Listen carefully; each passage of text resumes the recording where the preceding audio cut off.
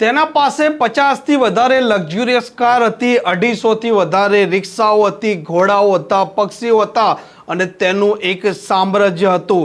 એક લાંબા સમયથી ચંડોળા તળાવમાં ઊભા કરેલા આ સામ્રાજ્યનો આજે ખાત્મો થઈ રહ્યો છે। આ લલ્લા બિહારી અને તેના પુત્ર ફરાર હતા, પરંતુ સૂત્રો જણાવી રહ્યા છે કે ક્રાઇમ બ્રાન્ચે તેમને ઉઠાવી લીધા છે। વિગતવાર વાત કરવી છે લલ્લા બિહારીના સામ્રાજ્યની।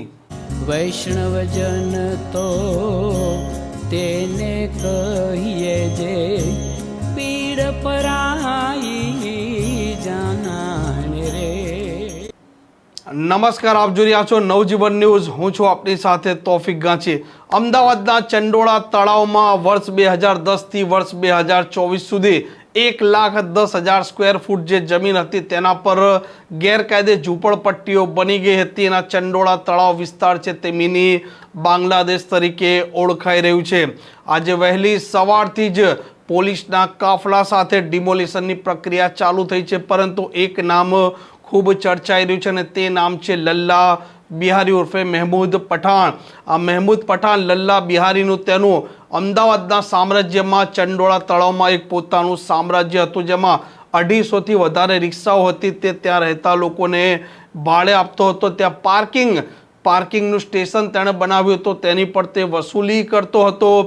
ઘોડા હતા, પક્ષીઓ હતા અને તેના પાસે 50 થી વધારે લક્ઝુરિયસ કાર પણ હતી, જે ગેરકાયદે બાંગ્લાદેશીઓ અહીંયા ગુજરાતમાં આવતા હતા તેમને નકલી ડોક્યુમેન્ટ, નકલી ભાડા કરાર બનાવી આપતો હતો।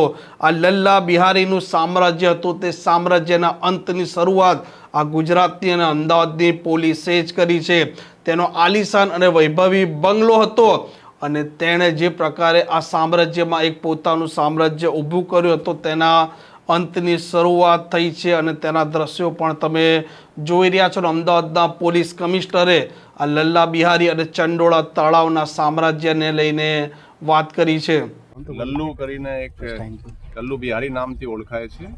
એના તમે જુઓ કેવી રીતે એન્ક્રોચમેન્ટ એને કર્યા છે। એના ઘણી બધી દુકાનો બનાવી લીધી, મકાનો જુઓ। અહીંયા એના 200 થી વધારે તો ઓટો રિક્ષાઓ એ રાખતા હતા, ભાડા ઉપર આપતા હતા અને એની પાસે ઘોડા પણ અહીંયા મળ્યા છે। તો એની પ્રવૃત્તિ આવી હતી કે લોકોને એગ્રીમેન્ટ બનાવી અને એ લોકોના જે આધારના જે આપવાનું બનાવવાનું જે કાર્યવાહી છે એમાં મદદ કરતા હતા। તો એના વિરુદ્ધ આપણે FIR આજે ક્રાઇમ બ્રાન્ચમાં દાખલ કરી છે અને અહીંયા એ જોઈને ખરેખર તાજુબ લાગે છે। આ બધું તલાવનો એરિયા છે અને સુપ્રીમ કોર્ટના ઓર્ડર છે કે તલાવમાં કે જાહેર જગ્યામાં એ રીતે એન્ક્રોચ થઈ નહીં શકે। અગાઉ પણ અહીંયા 2009માં ખાસા ડિમોલિશન જે આ રીતેનું છે અને એટલું મોટું તો નહીં, પણ પહેલાં પણ અહીંયા કોર્પોરેશને ડિમોલિશન કર્યા હતા, પણ એ લોકો ફરીથી આ બનાવી લે છે। તો અત્યારે જે કાર્યવાહી છે બહુ વ્યવસ્થિત રીતે અમદાવાદમાં અહીંયા ચંડોળા તળાવ એરિયામાં ચાલી રહી છે। અહીંયા જોઈન્ટ કમિશનર ક્રાઇમ શરદ સિંઘલના સુપરવિઝન હેઠળ વ્યવસ્થિત કાર્યવાહી થઈ રહી છે। લગભગ 2000થી ઉપર પોલીસ છે અને 20 SRPની કંપનીઓ પણ રાખી છે અને અમદાવાદના તમામ જે પોલીસ છે સ્ટેન્ડ બાય ઉપર છે। કોઈ પણ જગ્યાએ કોઈ બનાવ ના બને એ માટે આપણે અપેક્ષા છે કે કોઈ એમાં કાયદો હાથમાં લેશે નહીં। પોલીસ સંબંધી આગામી દિવસમાં શું કાર્યવાહી સર? આજે છે ખાસ કરીને જે બાંગ્લાદેશીઓ વિરુદ્ધ જે આપણે ડ્રાઈવ ચલાવી રહ્યા છીએ આ ચંડોળા તળાવ એરિયામાં જ નહીં, બીજા પણ અમદાવાદના જુદા જુદા એરિયામાં આપણે બાંગ્લાદેશીઓને શોધી રહ્યા છીએ અને અમુક જગ્યાએ આપણે સફળતા પણ મળી રહી છે।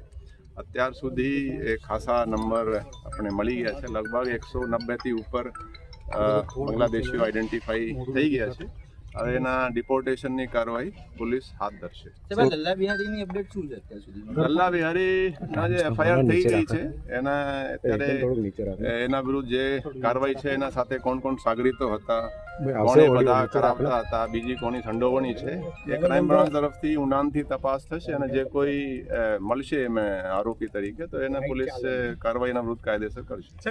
આ માનવામાં આવી રહ્યું છે કે ગુજરાતનું સૌથી મોટું ડિમોલિશન આ અમદાવાદના ચંડોળા તળાવમાં અત્યારે થઈ રહ્યું છે અને આ ચંડોળા તળાવનો પોતાનો પણ એક ઇતિહાસ છે।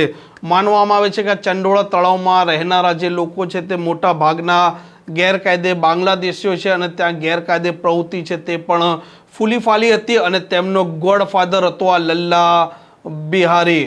આ પ્રકારના સમાચાર, પ્રકારના અહેવાલ માટે નવજીવન ન્યૂઝની આ ચેનલ જોવાનું અને સબસ્ક્રાઇબ કરવાનું ભૂલતા નહીં। નમસ્કાર। વૈષ્ણવજન તો તેને કહીએ જે પીડ પરાઈ